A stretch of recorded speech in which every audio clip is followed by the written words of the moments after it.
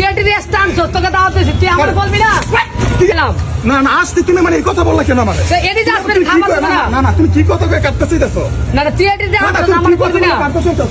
আসছো দে বাবা, theatre stunt তোকে দাওয়াত দিয়েছি, তুই আমার বলবি না? কি তোমারই না তুই আমার